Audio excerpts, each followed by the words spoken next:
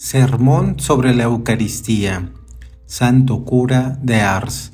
El pan que os voy a dar es mi propia carne para la vida del mundo. Si no nos los dijese el mismo Jesucristo, ¿quién de nosotros podría llegar a comprender el amor que ha manifestado a las criaturas, dándole su cuerpo adorable y su sangre preciosa para servir de alimento a las almas? Caso admirable. Un alma tomar como alimento a su Salvador, y esto no una sola vez, sino cuantas le plazca. Oh abismo de amor y de bondad de Dios con sus criaturas. Nos dice San Pablo que el Salvador, al revestirse de nuestra carne, ocultó su divinidad y llevó su humillación hasta anonadarse. Pero al instituir el adorable sacramento de la Eucaristía, ha velado hasta su humanidad, dejando solo de manifiesto las entrañas de su misericordia. Ved lo que es capaz el amor de Dios con sus criaturas. Ningún sacramento puede ser comparado con la Sagrada Eucaristía. Es cierto que en el bautismo recibimos la cualidad de hijos de Dios, y de consiguiente nos hacemos partícipes de su eterno reino. En la penitencia se nos curan las llagas del alma y volvemos a la amistad de Dios, pero en el adorable sacramento de la Eucaristía no solamente recibimos la aplicación de su sangre preciosa, sino además al mismo autor de la gracia. Nos dice San Juan que Jesucristo, habiendo amado a los hombres hasta el fin, halló el medio de subir al cielo sin dejar la tierra. Tomó el pan en sus santas manos y venerables manos lo bendijo y lo transformó en su cuerpo. Tomó el vino y lo transformó en su sangre preciosa y en la persona de sus apóstoles.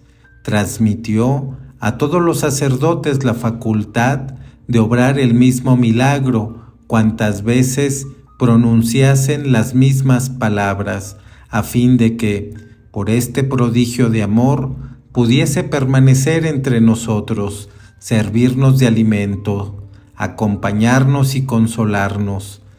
Aquel nos dice que come mi carne y bebe mi sangre, vivirá eternamente.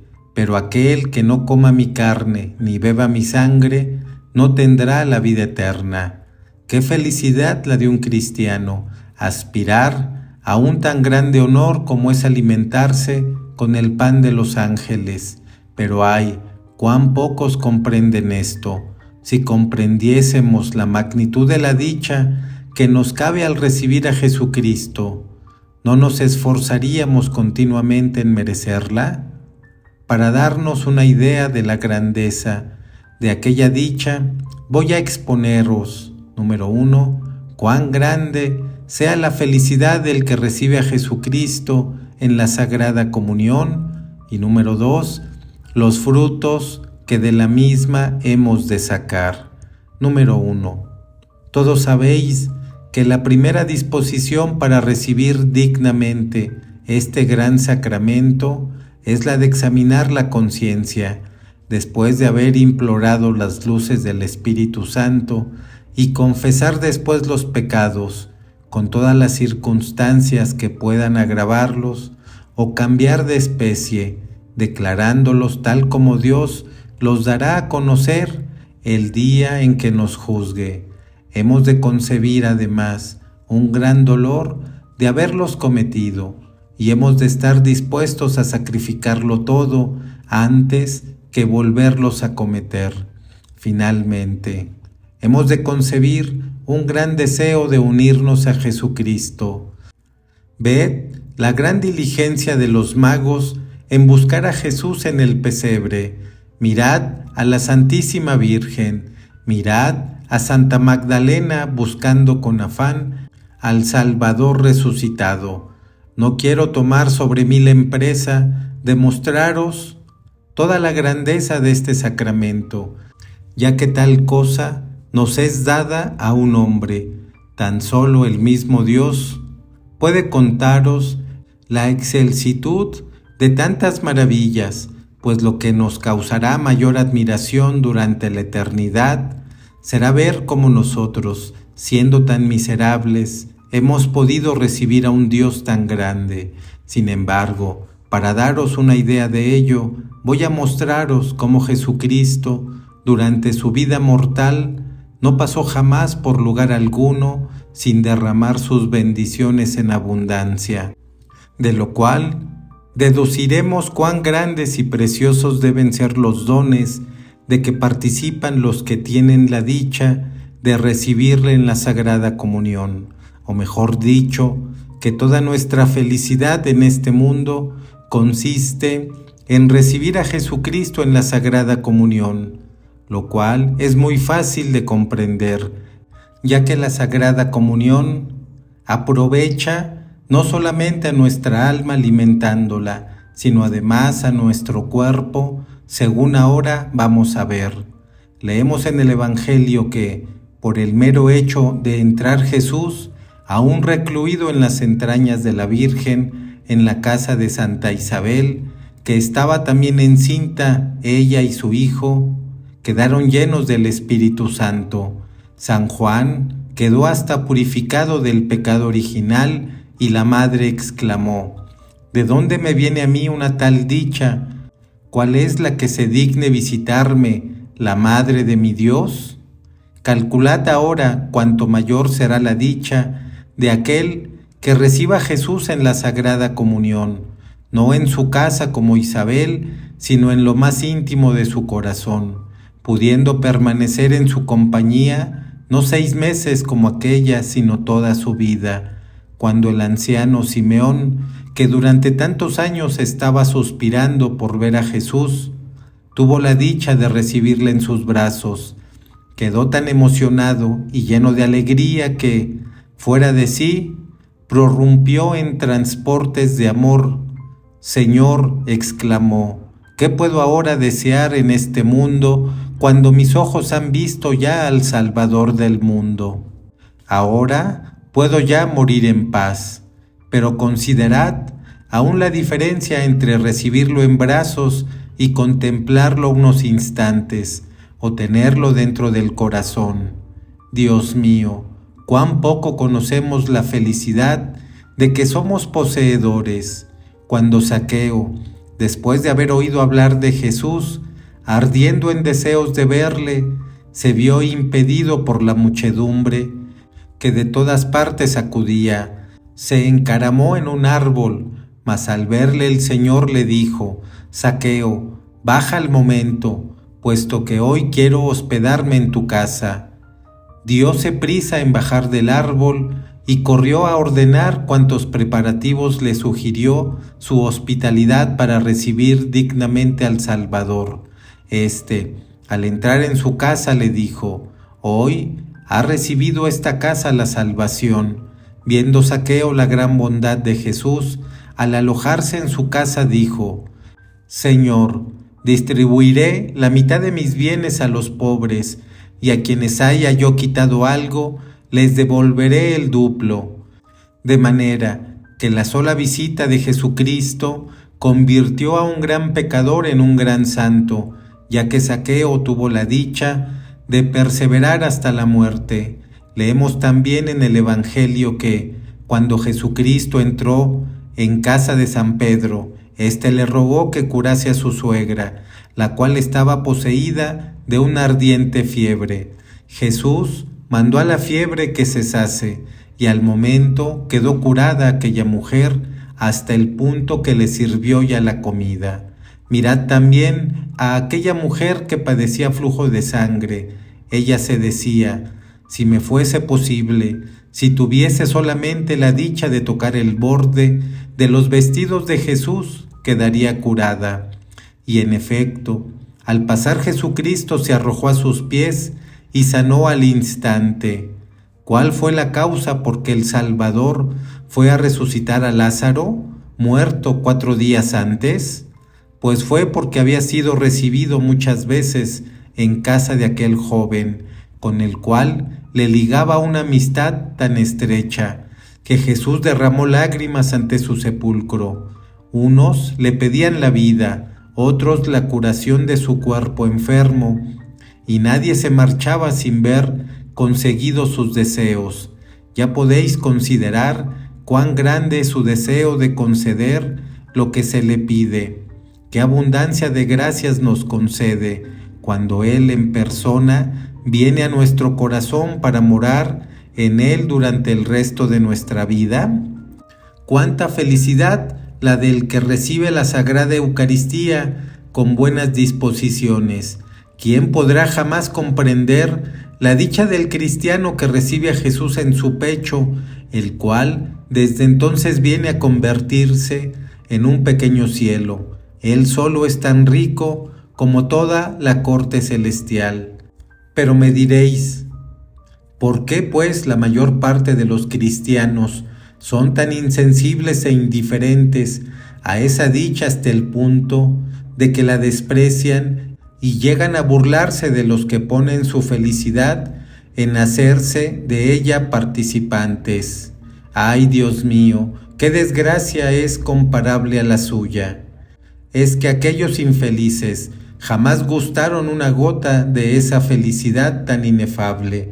En efecto, un hombre mortal, una criatura, alimentarse, saciarse de su Dios, convertirlo en su pan cotidiano. Oh milagro de los milagros, amor de los amores, dicha de las dichas, ni aun conocida de los ángeles. Dios mío, cuánta alegría la de un cristiano cuya fe le dice que, al levantarse de la sagrada mesa, llevase todo el cielo dentro de su corazón. Dichosa morada la de tales cristianos. Qué respeto deberán inspirarnos durante todo aquel día, tener en casa otro tabernáculo en el cual habita el mismo Dios en cuerpo y alma. Pero me dirá tal vez alguno, si es una dicha tan grande el comulgar, ¿por qué la Iglesia nos manda comulgar solamente una vez al año? Este precepto no se ha establecido para los buenos cristianos, sino para los tibios o indiferentes, a fin de atender a la salvación de su pobre alma. En los comienzos de la Iglesia, el mayor castigo que podía imponerse a los fieles era el privarlos de la dicha de comulgar. Siempre que asistían a la Santa Misa, recibían también la Sagrada Comunión. Dios mío, ¿cómo pueden existir cristianos que permanezcan 3, 4, 5 y 6 meses sin procurar a su pobre alma este celestial alimento? La dejan morir de inanición. Dios mío, cuánta ceguera y cuánta desdicha la suya, teniendo a mano tantos remedios para curarla y disponiendo de un alimento tan a propósito para conservarle la salud. Reconozcámoslo con pena. De nada se le priva a un cuerpo que, tarde o temprano, ha de morir y ser pasto de gusanos, y en cambio, menospreciamos y tratamos con la mayor crueldad a un alma inmortal, creada a imagen de Dios, previendo la Iglesia el abandono de muchos cristianos, abandono que los llevaría hasta perder de vista la salvación de sus pobres almas, confiando en que el temor del pecado les abriría los ojos, les impuso un precepto en virtud del cual debían comulgar 3 veces al año, por Navidad, por Pascua y por Pentecostés.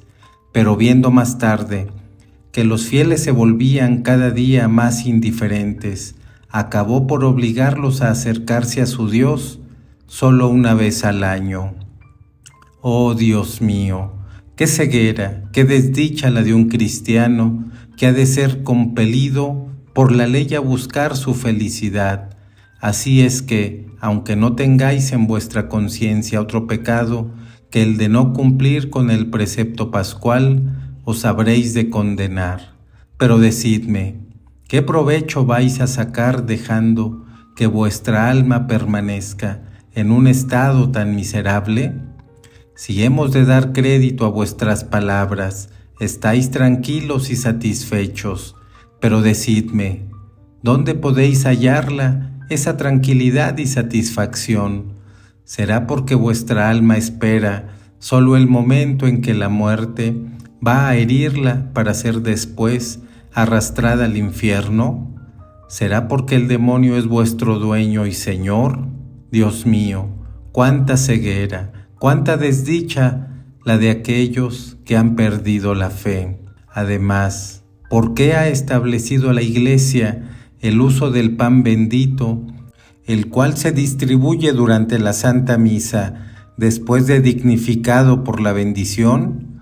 Si no lo sabéis, ahora os lo diré.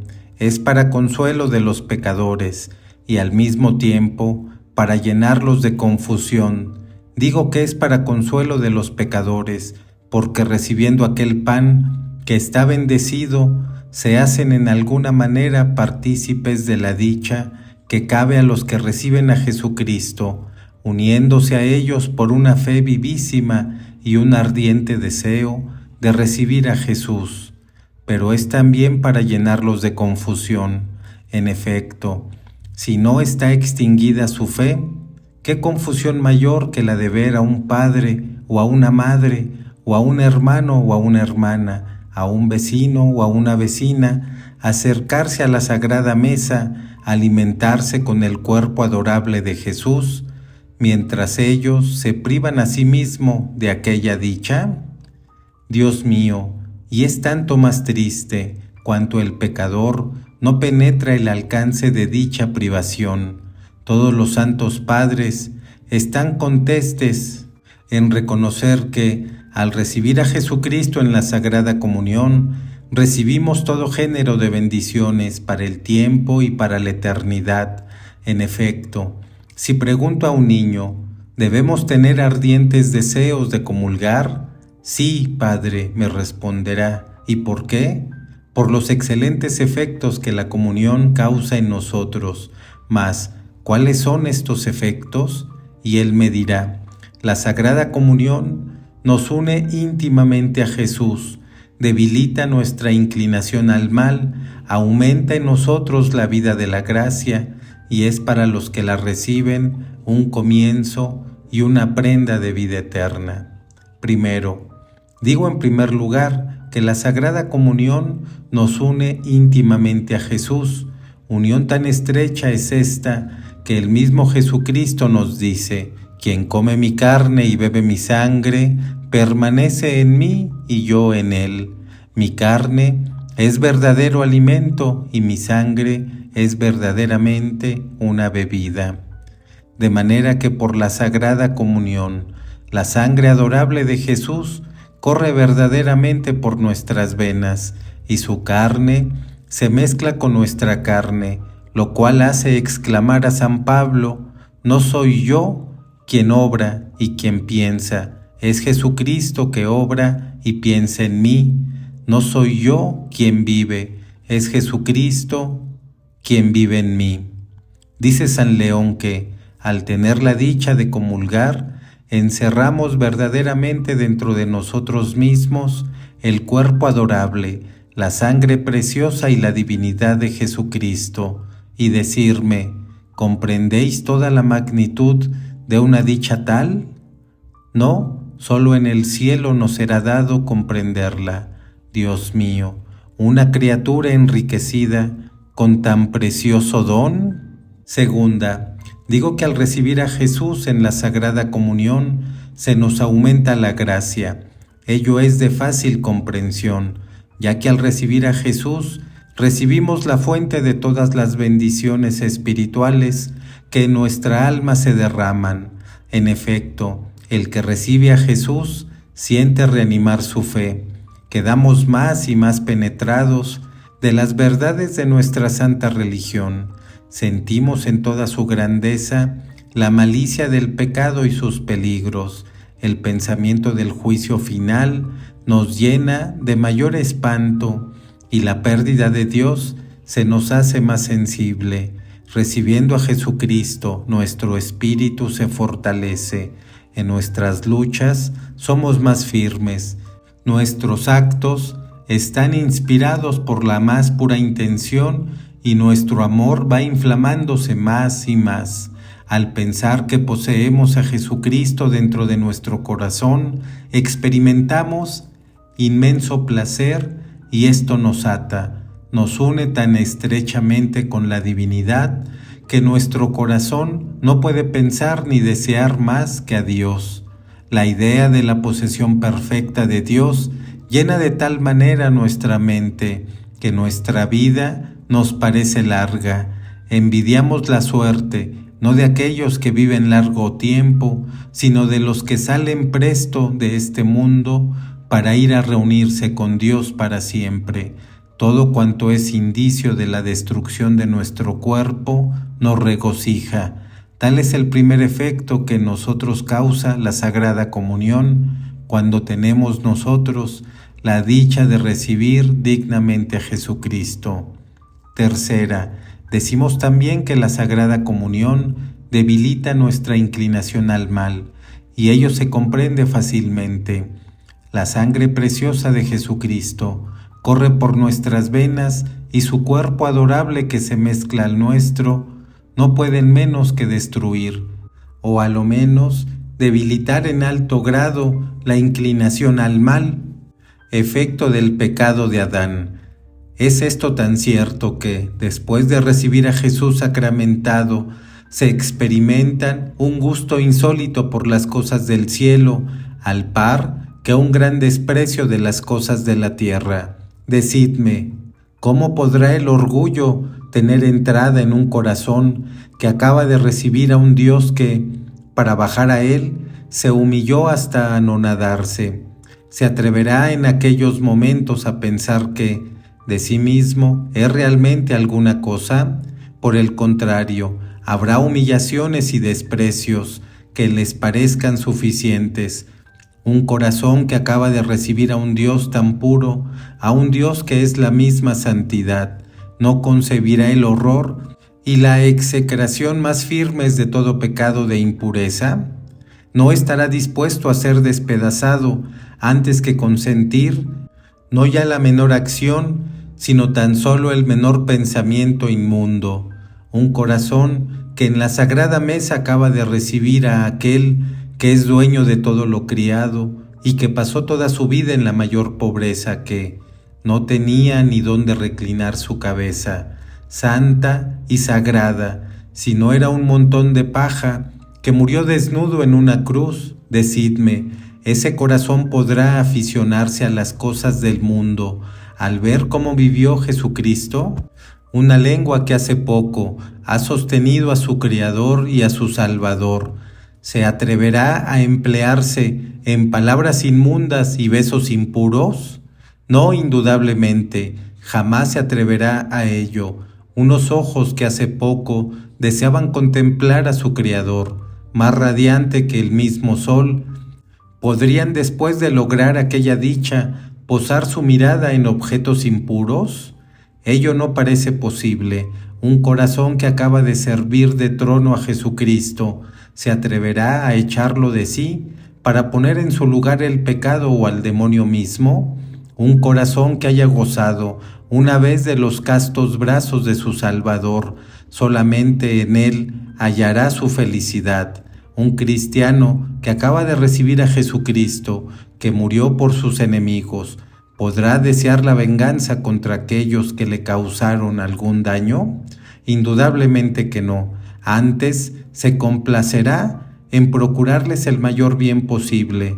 Por esto decía San Bernardo a sus religiosos: hijos míos, si os sentís menos inclinados al mal y más al bien, dad por ello gracias a Jesucristo, quien nos concede esta gracia en la Sagrada Comunión. Cuarta, hemos dicho que la Sagrada Comunión es para nosotros prenda de vida eterna, de manera que ello nos asegura el cielo. Estas son las arras que nos envía el cielo en garantía de que un día será nuestra morada, y aún más, Jesucristo hará que nuestros cuerpos resuciten tanto más gloriosos, cuanto más frecuentemente y dignamente hayamos recibido el suyo en la comunión. Si pudiésemos comprender cuánto le place a Jesús venir a nuestro corazón y una vez allí nunca quisiera salir. No sabe separarse de nosotros, ni durante nuestra vida, ni después de nuestra muerte. Leemos en la vida de Santa Teresa que después de muerta se apareció a una religiosa acompañada de Jesucristo.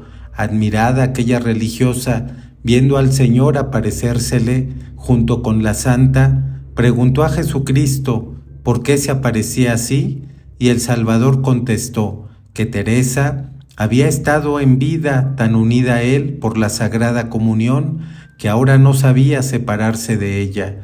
Ningún acto enriquece tanto a nuestro cuerpo en orden al cielo como la Sagrada Comunión. ¿Cuánta será la gloria de los que habrán comulgado dignamente y con frecuencia el cuerpo adorable de Jesús y su sangre preciosa, diseminados en todo nuestro cuerpo? Se parecerán a un hermoso diamante envuelto en una fina gasa, el cual, aunque oculto, resalta más y más. Si dudáis de ello, escuchad a San Cirilo de Alejandría, quien nos dice que aquel que recibe a Jesucristo en la Sagrada Comunión está tan unido a Él que ambos se asemejan a dos fragmentos de cera que se hacen fundir juntos hasta el punto de constituir uno solo, quedando de tal manera mezclados y confundidos que ya no es posible separarlos ni distinguirlos. ¡Qué felicidad la de un cristiano que alcance a comprender todo esto! Santa Catalina de Siena, en sus transportes de amor, exclamaba: Dios mío, Salvador mío, qué exceso de bondad con las criaturas al entregaros a ellas con tanto afán, y al entregaros les dais también cuanto tenéis y cuanto sois. Dulce Salvador mío, decía ella, os conjuro a que rocíeis mi alma con vuestra sangre adorable y alimentéis mi pobre cuerpo con el vuestro tan precioso, a fin de que mi alma y mi cuerpo no sean más que para vos y no aspiren a otra cosa que agradaros y a poseeros. Dice Santa Magdalena de Pazzi que bastaría una sola comunión hecha con un corazón puro y un amor tierno para elevarnos al más alto grado de perfección. La Beata Victoria, a los que veía desfallecer en el camino del cielo, les decía: hijos míos, ¿por qué os arrastráis así en las vías de salvación? ¿Por qué estáis tan faltos de valor para trabajar, para merecer la gran dicha de poderos sentar en la sagrada mesa y comer allí el pan de los ángeles que tanto fortalecen a los débiles? Si supieseis cuánto endulza este pan las miserias de la vida, si tan solo una vez hubieses experimentado lo bueno y generoso que es Jesús para el que lo recibe en la Sagrada Comunión. Adelante, hijos míos, id a comer ese pan de los fuertes, y volveréis llenos de alegría y de valor. Entonces solo desearéis los sufrimientos, los tormentos y la lucha para agradar a Jesucristo. Santa Catalina de Génova estaba tan hambrienta de este pan celestial que no podía verlo en las manos del sacerdote sin sentirse morir de amor. Tan grande era su anhelo de poseerlo, y prorrumpía en estas exclamaciones: Señor, venid a mí, Dios mío, venid a mí, que no puedo más, Dios mío, dignaos venir dentro de mi corazón, pues no puedo vivir sin vos. Vos sois toda mi alegría, toda mi felicidad, todo el aliento de mi alma. Si pudiésemos formar, aunque fuese tan solo, una pequeña idea de la magnitud de una dicha tal, ya no desearíamos la vida más que para que nos fuese dado hacer de Jesucristo el pan nuestro de cada día. Nada sería para nosotros todas las cosas creadas, las despreciaríamos para unirnos solo con Dios, y todos nuestros pasos, todos nuestros actos solo se dirigirían a hacernos más dignos de recibirle. Segundo, sin embargo, Si para la Sagrada Comunión tenemos la dicha de recibir todos esos dones, debemos poner de nuestra parte todo lo posible para hacernos dignos de ello, lo cual vamos a ver ahora de una manera muy clara. Si pregunto a un niño, ¿cuáles son las disposiciones necesarias para comulgar bien? Esto es, para recibir dignamente el cuerpo adorable y la sangre preciosa de Jesucristo, a fin de que con el sacramento recibamos también la gracia que se nos concede a los que se hallan en buenas disposiciones. Me contestará, hay dos clases de disposiciones, unas que se refieren al alma y otras se refieren al cuerpo. Como Jesús viene al mismo tiempo a nuestro cuerpo y a nuestra alma, hemos de procurar que uno y otro aparezcan dignos de un tal favor. Primero, digo que la primera disposición es la que se refiere al cuerpo, o sea, estar en ayunas, no haber comido ni bebido nada. A partir de la medianoche, si estáis en duda de si era o no medianoche cuando comisteis, tendráis que aplazar la comunión para otro día. La opinión corriente entre los autores es que únicamente la infracción cierta del ayuno natural obliga bajo pecado a abstenerse de la Sagrada Comunión. A partir de la nueva disciplina, el agua natural no rompe el ayuno eucarístico. Algunos se acercan a comulgar con esta duda. Una tal conducta os expone a cometer un gran pecado, o a lo menos a no sacar fruto alguno de vuestra comunión, lo cual es siempre lamentable, sobre todo si fuese el último día del tiempo pascual, de un jubileo o de una gran festividad. Así pues, debéis absteneros de ello. Cualquiera que sea el pretexto, hay mujeres que, antes de comulgar, no tienen reparo en probar la comida que han de dar a sus pequeñuelos, tomándola en la boca y soltándola enseguida, creyendo que así no quebrante el ayuno. Desconfiad de este proceder, ya que es muy difícil practicar esto sin que deje de descender algo cuello abajo. Segundo, digo también que debemos presentarnos con vestidos decentes. No pretendo que sean trajes ni adornos ricos, mas tampoco deben ser descuidados y estropeados. A menos que no tengáis otro vestido, habéis de presentaros limpios y aseados. Algunos no tienen con qué cambiarse, otros no se cambian por negligencia. Los primeros en nada faltan, ya que no es suya la culpa, pero los otros obran mal, ya que ello es una falta de respeto a Jesús, que con tanto placer entra en su corazón. Habéis de venir bien peinados, con el rostro y las manos limpias. Nunca debéis comparecer a la sagrada mesa sin calzar buenas o malas medias. Mas esto no quiere decir que apruebe la conducta de esas jóvenes que no hacen diferencia entre acudir a la sagrada mesa o concurrir a un baile. No sé cómo se atreven a presentarse con tan vanos y frívolos atavíos ante un Dios humillado y despreciado. Dios mío, ¡qué contraste! La tercera disposición es la pureza del cuerpo. Llámese a este sacramento pan de los ángeles, lo cual nos indica que para recibirlo dignamente hemos de acercarnos todo lo posible a la pureza de los ángeles.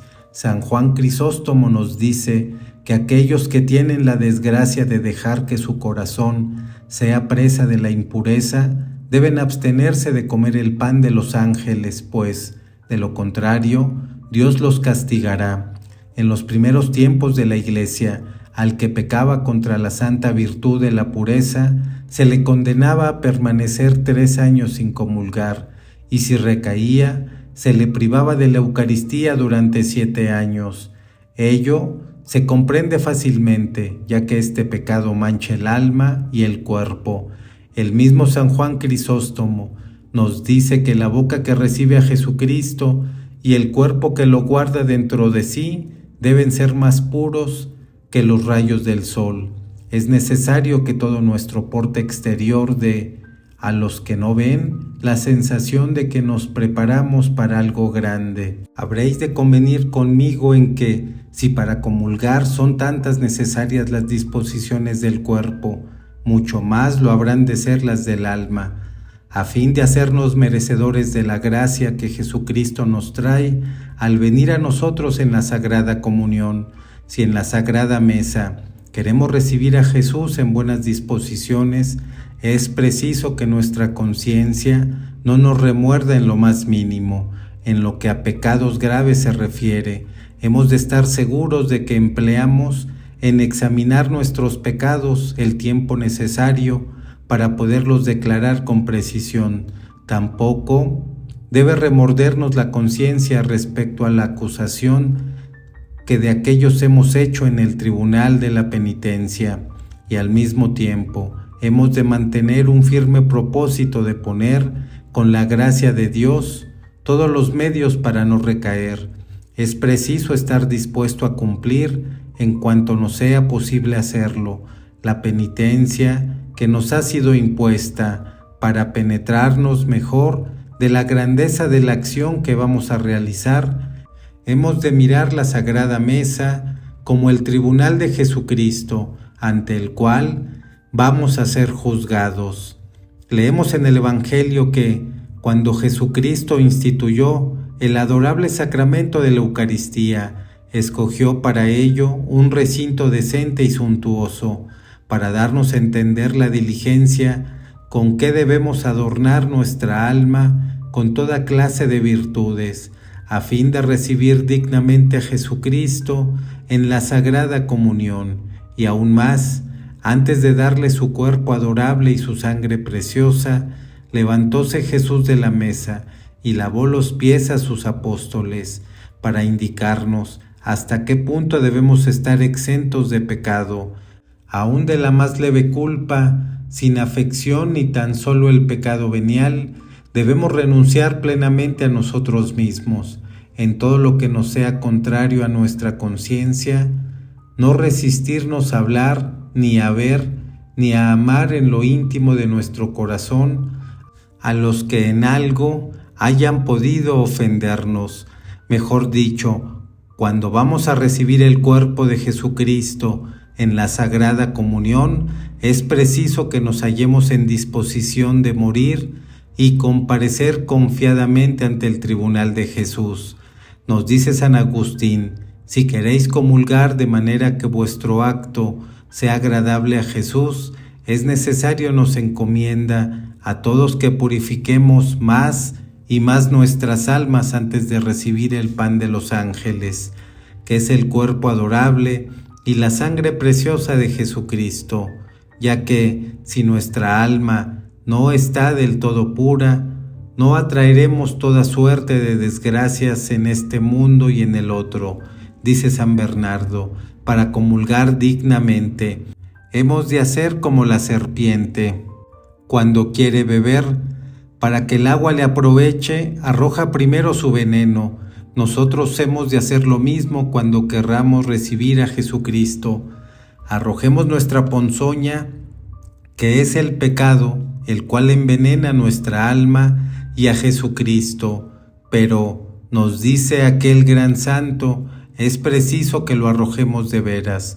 Hijos míos, exclama, no emponzoñéis a Jesucristo en vuestro corazón. Sí, los que se acercan a la Sagrada Mesa sin haber purificado del todo su corazón, se exponen a recibir el castigo de aquel servidor que se atrevió a sentarse a la mesa sin llevar vestido de bodas. El dueño ordenó a sus criados que le prendiesen, le atasen de pies y manos y le arrojasen a las tinieblas exteriores.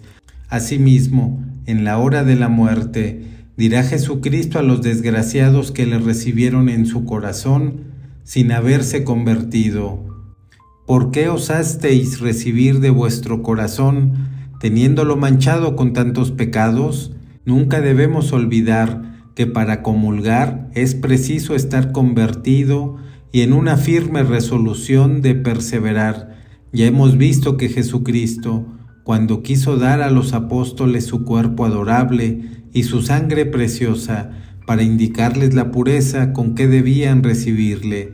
Llegó hasta lavarse los pies, con lo cual quiere mostrarnos que jamás estaremos bastantes purificados de pecados veniales. Cierto que el pecado venial no es causa de que comulguemos indignamente, pero sí lo es de que saquemos poco fruto de la Sagrada Comunión. La prueba de ello es evidente. Mirad cuántas comuniones hemos hecho en nuestra vida. Pues bien, ¿hemos mejorado en algo? La verdadera causa está en que casi siempre conservamos nuestras malas inclinaciones, de las cuales rara vez nos enmendamos. Sentimos horror a esos grandes pecados que causan la muerte del alma, pero damos poca importancia a esas leves impaciencias, a esas quejas que exhalamos cuando nos sobreviene alguna pena, a esas mentirillas de que salpicamos nuestra conversación. Todo esto lo cometemos sin gran escrúpulo. Habréis de convenir conmigo en que, a pesar de tantas confesiones y comuniones, continuáis siendo los mismos, y que vuestras confesiones desde hace muchos años no son más que para una repetición de los mismos pecados, los cuales, aunque veniales, no dejan por esto de hacernos perder una gran parte del mérito de la comunión. Se os oye decir, y con razón, que no sois mejores ahora de lo que erais antes, mas ¿quién os estorba la enmienda? Si sois siempre los mismos, es ciertamente. ¿Por qué no queréis intentar ni en un pequeño esfuerzo en corregiros? ¿No queréis aceptar sufrimiento alguno? ¿No veis con gusto que nadie os contradiga? Quisierais que todo el mundo os amase y tuviesen buena opinión, sin reparar que esto es muy difícil.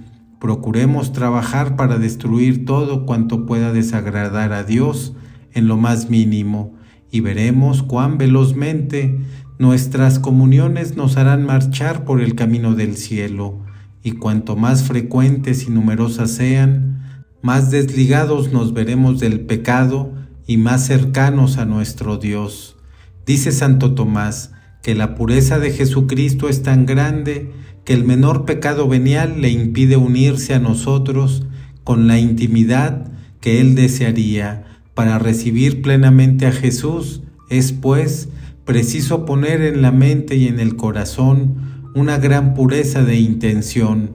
Algunos al comulgar tienen los ojos fijos en el mundo y piensan o bien que se los apreciará o bien que se los despreciará.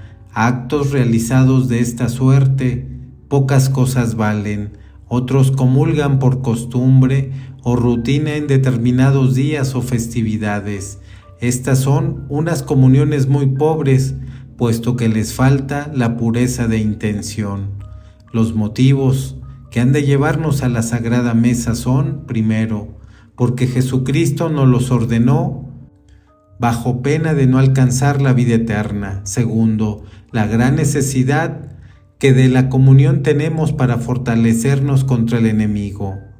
Tercero, para desligarnos de esta vida y unirnos más y más a un Dios, decimos que para tener la gran dicha de recibir a Jesucristo, dicha tan grande que con ella llegamos a causar envidia a los ángeles, puede amarle y adorarle como nosotros, pero no pueden recibirle cual le recibimos nosotros, privilegio que en alguna manera nos coloca en un nivel superior a los ángeles. Considerando esto, huelga ponderar la pureza y el amor con que debemos presentarnos a recibir a Jesús. Hemos de comulgar con la intención de recibir las gracias de que estamos necesitados.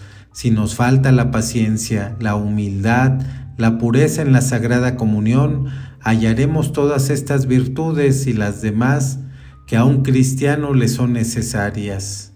Número 4. Hemos de acercarnos a la Sagrada Mesa para unirnos a Jesús a fin de transformarnos en Él, lo cual acontece a todos los que le reciben santamente si comulgaron frecuentemente y dignamente nuestros pensamientos, nuestros deseos, nuestros pasos y nuestras acciones. se encaminan al mismo objeto que los de Jesucristo cuando moraba aquí en la tierra. Amamos a Dios, nos conmovemos ante las miserias espirituales y hasta las temporales del prójimo. Evitamos el poner afición a las cosas de la tierra. Nuestro corazón y nuestra mente no piensan ni suspiran más que por el cielo. Para hacer una buena comunión es preciso tener una viva fe en lo que concierne a este gran misterio. Siendo este sacramento un misterio de fe, hemos de creer con firmeza que Jesucristo está realmente presente en la Sagrada Eucaristía y que está allí vivo y glorioso como en el cielo. Antiguamente, el sacerdote, antes de dar la Sagrada Comunión, sosteniendo en sus dedos la Santa Hostia, decía en alta voz: ¿creéis que el cuerpo adorable y la sangre preciosa de Jesucristo están verdaderamente en este sacramento? Y entonces respondía a coro los fieles: sí, lo creemos. Qué dicha la de un cristiano sentarse a la mesa de las vírgenes y comer el pan de los fuertes. Nada hay que no haga tan temible al demonio como la Sagrada Comunión, y aún más, ella nos conserva no solo la pureza del alma, sino también la del cuerpo. Ved lo que aconteció a Santa Teresa. Se había hecho tan agradable a Dios, recibiendo tan digna y frecuentemente a Jesús en la comunión, que un día se le apareció Jesucristo y le dijo que le complacía tanto su conducta que si no existiese el cielo, crearía uno exclusivamente para ella. Vemos en su vida que un día, fiesta de Pascua, después de la Sagrada Comunión, quedó tan enajenada en sus arrobamientos de amor a Dios que, al volver en sí, encontrase la boca llena de sangre de Jesús que parecía salir de sus venas, lo cual le comunicó tanta dulzura y delicia que creyó morir de amor. Vi, dice ella, mi Salvador, y me dijo: hija mía, quiero que esta sangre adorable que te causa un amor tan ardiente se emplee en tu salvación. No temas que jamás haya de faltarte mi misericordia. Cuando derramé mi sangre preciosa, solo experimenté dolores y amarguras, mas tú, al recibirla, experimentarás tan solo dulzura y amor. En muchas ocasiones, cuando la santa comulgaba, bajaba del cielo una multitud de ángeles, que hallaba sus delicias en unirse a ella para alabar al Salvador, que Teresa guardaba encerrado en su corazón. Muchas veces vióse a la santa sostenida por los ángeles en una alta tribuna junto a la sagrada mesa. Oh, si una sola vez hubiésemos experimentado la grandeza de esta felicidad, no tendríamos que vernos tan instado para venir a hacernos partícipes de la misma. Santa Gertrudis preguntó un día a Jesús qué era preciso hacer para recibirle de la manera más digna posible. Jesucristo le contestó que era necesario un amor igual al de todos los santos juntos, y que el solo deseo de tenerlo sería ya recompensado. ¿Queréis saber cómo debéis portaros cuando vais a recibir al Señor? Durante el tiempo de preparación, conversad con Jesús, el cual reina ya en vuestro corazón. Pensad que va a bajar sobre el altar y que de allí vendrá a vuestro corazón para visitar a vuestra alma y enriquecerla con toda clase de dones y prosperidades.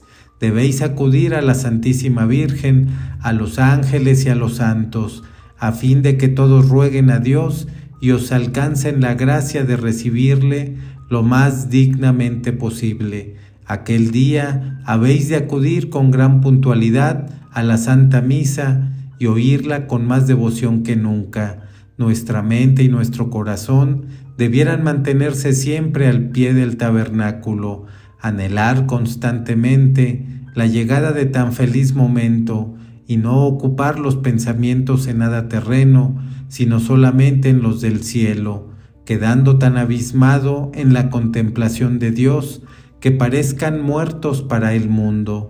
No habéis de dejar de poseer vuestro devocionario o vuestro rosario, y rezar con el mayor fervor posible las oraciones adecuadas a fin de reanimar en nuestro corazón la fe, la esperanza y un vivo amor a Jesús, quien dentro de breves momentos va a convertir vuestro corazón en su tabernáculo, o si queréis, en un pequeño cielo. ¡Cuánta felicidad, cuánto honor, Dios mío! Para unos miserables, cual nosotros, también hemos de testimoniarle un gran respeto, un ser tan indigno y pequeño, pero al mismo tiempo abrigamos la confianza de que se apiadará, a pesar de todo, de nosotros. Después de haber rezado las oraciones indicadas, ofreced la comunión por vosotros y por los demás, según vuestras particulares intenciones. Para acercaros a la sagrada mesa, os levantaréis con gran modestia, indicando así que vais a hacer algo grande. Os arrodillaréis y en presencia de Jesús sacramentado, pondréis todo vuestro esfuerzo en avivar la fe, a fin de que por ella sintáis la grandeza y excelsitud de vuestra dicha. Vuestra mente y vuestro corazón deben estar sumidos en el Señor. Cuida de no volver la cabeza a uno y otro lado, y con los ojos medio cerrados y las manos juntas, rezaréis el yo pecador. Si aún debéis aguardaros algunos instantes, excitar en vuestro corazón un ferviente amor a Jesucristo, suplicándole con humildad que se digne venir a nuestro corazón miserable. Después que hayáis tenido la inmensa dicha de comulgar, os levantaréis con modestia, volveréis a vuestro sitio y os pondréis de rodilla, cuidando de no tomar enseguida el libro o rosario. Ante todo, deberéis conservar unos momentos con Jesucristo, al que tenéis la dicha de albergar en vuestro corazón, donde durante un cuarto de hora está en cuerpo y alma como en su vida mortal. Oh felicidad infinita, ¿quién podrá jamás comprenderla? ¡Ay, cuán pocos penetran su alcance! Después de haber pedido a Dios todas las gracias que para vosotros y para los demás deseáis, podéis tomar vuestro devocionario, habiendo ya rezado las oraciones, para después de la comunión, llamaréis en vuestra ayuda a la Santísima Virgen, a los ángeles y a los santos, para dar juntos gracias a Dios por el favor que acaba de dispensaros. Habéis de andar con mucho cuidado en no escupir, o a lo menos hasta después de haber transcurrido cosa de media hora desde la comunión. No saldréis de la iglesia al momento de terminar la Santa Misa, sino que os aguardaréis algunos instantes para pedir al Señor fortaleza en cumplir vuestros propósitos. Al salir del templo, no os detengáis conversando con los amigos, sino que pensando en la dicha que os cabe albergar a Jesús en vuestro pecho, os encaminaréis a vuestra casa. Si os queda durante el día algún rato libre, lo emplearéis en la lectura de algún libro devoto o bien practicando la visita al Santísimo Sacramento, para agradecerle la gracia que os ha dispensado por la mañana, procurando al mismo tiempo ocuparos lo menos posible de los negocios del mundo. Debéis finalmente ejercer gran vigilancia sobre vuestros pensamientos, palabras y acciones, a fin de conservar la gracia de Dios todos los días de vuestra vida. ¿Qué deberemos sacar de aquí? No otra cosa sino una firme convicción de que toda nuestra dicha consiste en llevar una vida digna, que de recibir con frecuencia a Jesús en nuestro pecho, ya que así podemos confiadamente esperar el cielo que a todos deseo. San Juan María Vianney, Santo Cura de Ars.